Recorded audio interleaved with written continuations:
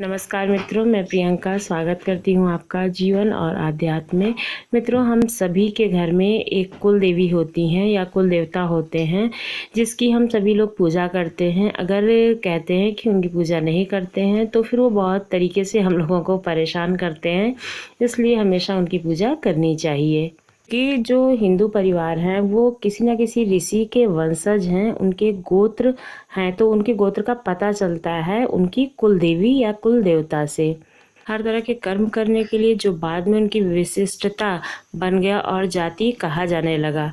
हर जाति वर्ग किसी न किसी ऋषि की संतान है और उन मूल ऋषियों में उत्पन्न संतान के लिए वे ऋषि या ऋषि पत्नी कुल देवी कुल देवता के रूप में हमारे यहाँ पूजनीय माने जाते हैं। जीवन में कुल देवता का जो स्थान है वो सर्वश्रेष्ठ माना जाता है। अधिक स्थिति हमारी और घर में सुख शांति और कुल का मतलब वंशज जो होते हैं हमारे, वो वंश वृद्धि के लिए भी कुल देवी का जो स्थान है वो बहुत ज़्यादा माना जाता है। कि कहते हैं कि अगर हम कुल देवी की पूजा नहीं करते हैं तो हमारे समूचे वंश का जो है वो नाश हो जाता है, इसलिए हमें कुल देवी की पूजा करनी चाहिए। पूर्व में हमारे कुलों तथा पूर्वजों के खानदान के वरिष्ठ ने अपने किसी उपर्युक्त कुल देवता और कुल देवी का चुनाव कर उन्हें पूजित करना शुरू किया था, ताकि वह आध्यात्मिक और पौराणिक शक्ति कुलों की रक्षा करती रहे, जिससे उनकी जो नकारात्मक शक्तियां हैं और जो ऊर्जाएं हैं वो सब खत्म हो जाएं और घर में सकारात्मक शक्ति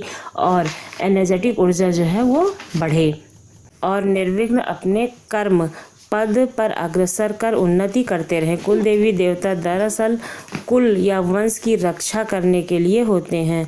ये घर परिवार व वंश की परंपरा भी प्रारंभ पूज्य और मूल अधिकार देव के होते हैं। जब भी हम कोई अच्छा काम करने लगते हैं तो सबसे पहले अपने जो कुल देवी या देवता होते हैं उनकी हम पूजा करते हैं। उनकी उपासना को एक विशेष महत्व दिया गया है और कहते हैं कि सारी पूजा और सारे कार्य बिना कुल देवी देवता की पूजा के व्यर्थ माने जाते हैं। इनका जो प्रभाव है बहुत महत्वपूर्ण होता है। यदि ये रुष्ट हो जाएं तो अन्य कोई देवी देवता दुष्प्रभाव व हानि काम नहीं कर सकते और रोक नहीं लगा सकते हैं। इसे यूँ समझें, यदि घर का मुखिया पिताजी माताजी आपके नाराज हैं तो पड़ोस के या बाहर के कोई भी लोग आपकी मदद नहीं कर सकते हैं। उसी तरह से अगर आपके कुल देवी देवता आपसे रुष्ट हो जाते हैं तो कोई भी देवी देवता आपकी मदद नहीं कर सकते हैं। ऐसे बहुत सारे परिवार होते हैं जिनमें जैसे कुल देवी देवता होते हैं, उनके बारे में वो भूल जाते हैं, उनको मालूम नहीं होता है। क्या होता है कि कई बार लोग कमाने खाने के चक्कर में अपने घर से बाहर चले जाते हैं, फिर वो मतलब उनको ध्यान नहीं होता है कि हाँ हमारे घर में कुल देवी देवता की पूजा होती थी। घर में जो बहुएं आती हैं उनको मालूम नहीं होता है, इसलिए हमें अपने परिवार से कुल देवी देवता के बारे में समझना और जानना चाहिए, क्योंकि उनको भुला देने से वे हट नहीं जाते हैं, अभी भी वहीं रहते हैं। यदि मालूम ना हो तो अपने परिवार तथा गोत्र के बुजुर्गों से कुल देवी देवता के बारे में जानकारी लेनी चाहिए या जानने की कोशिश करनी चाहिए कि आपके घर में मुंडन संस्कार जो है वो परंपरागत कहाँ होता है और विवाह के बाद एक अंतिम फेरा कहाँ होता है। हर गोत्र धर्म के अनुसार विभिन्नता होती है हर जगह पे, क्योंकि ये सारे जो कर्म कांड होते हैं मतलब शादी के बाद में अपने कुल देवता की पूजा की जाती है और उनका फेरा लिया जाता है, और मुंडन संस्कार भी अधिकतर कुल देवी देवता के सामने होते हैं, इसलिए हमेशा वही कार्य करने चाहिए। इससे हमारी पहचान बनी रहती है। कुल देवी और देवता जो होते हैं उनकी पूजा छोड़ने के बाद में कुछ वर्षों तक तो कुछ भी पता नहीं चलता है। उसके बाद में सुरक्षा चक्र हटता है तो परिवार में दुर्घटनाएं, नकारात्मक ऊर्जा और बाधाओं का बेरोकटोक प्रवेश शुरू हो जाता है, तो उन्नति रुकने लगती है। पीढ़ियां अपेक्षित उन्नति नहीं कर पाती हैं। संस्कारों का क्षय, नैतिक पतन, कलह, उपद्रव, अशांति शुरू हो जाती है। व्यक्ति कारण खोजने का प्रयास करता है, कारण नहीं पता चल पाता, क्योंकि व्यक्ति की ग्रह स्थिति जो होती है उससे इसका कोई मतलब होता नहीं है। तो जो ज्योतिष होते हैं वो इसे पकड़ नहीं पाते हैं। भाग्य कुछ और कहता है और व्यक्ति के साथ कुछ और घटता रहता है।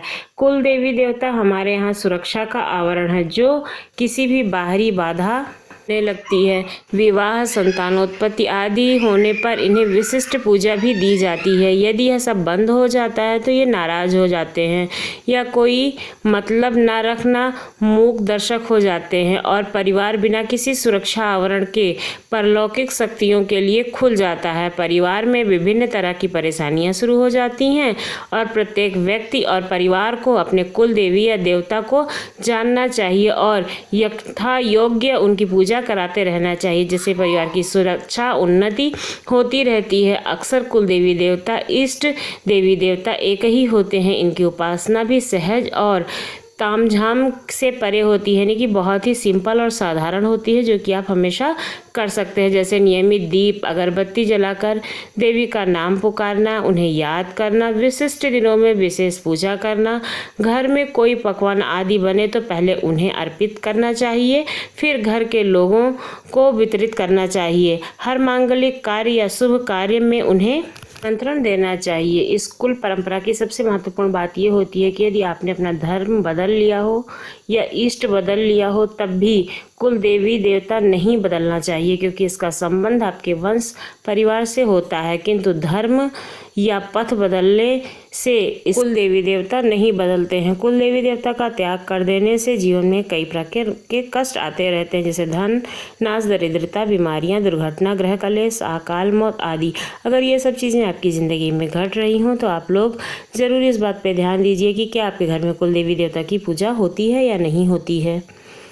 जब भी आप कुल देवी देवता की पूजा करें तो सबसे ज़रूरी चीज़ ये होती है कि जिस चीज़ से आपके यहाँ कुल देवी देवता की पूजा होती हो उन सामग्रियों को आप ज़रूर लें। कोई नए तरीके से पूजा पाठ नहीं करना चाहिए और जहाँ पे सिंदूर चढ़ता हो वहाँ पे सिंदूर चढ़ाएं। कुमकुम का प्रयोग बिल्कुल ना करें। अगर आपके यहाँ कुमकुम वाला नारियल चढ़ता है तो कुमकुम वाला चढ़ाएं। अगर बिना कुमकुम के नारियल चढ़ता है तो बिना कुमकुम के चढ़ाएं और मिठाई ही इनसे अर्पित करें। कोई भी नमकीन चीज़ नहीं लेते हैं जो कुल देवी देवता होते हैं, जैसे कि हलवा, पूरी, खीर, इन्हें अर्पित करना चाहिए। सबसे बड़ी बात ये होती है कि जब भी आप इनकी पूजा करें, जो भी इनका भोग लगाएं, जो प्रसाद हो वो आप अपने घर के सदस्यों में ही वितरित करें और घर के प्रत्येक सदस्य को मिलना चाहिए, जैसे उनकी जो कृपा है वो हर सदस्य को मिले।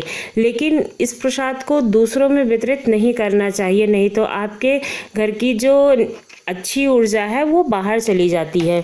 इसलिए हमें हमेशा अपने कुल देवी देवता की पूजा करनी चाहिए और हर चीज़ का ध्यान रखना चाहिए। अगर आपको आपके कुल देवी देवता नहीं पता है तो उनका पता लगाएं, उनकी शरण में जाएं, अपनी भूल के लिए क्षमा मांगें और नित्य प्रति कुल देवी देवता की पूजा करें। आपको ये जानकारी कैसी लगी? अगर आपको ये जानकारी थोड़ी भी हेल्पफुल लगी हो तो आप चैनल को सब्सक्राइब कीजिएगा, जैसे मैं आप लोग के लिए और नई नई वीडियो लाती रहूँगी और आप लोग उसे देखते रहिएगा और नई नई चीज़ें सीखते रहिए।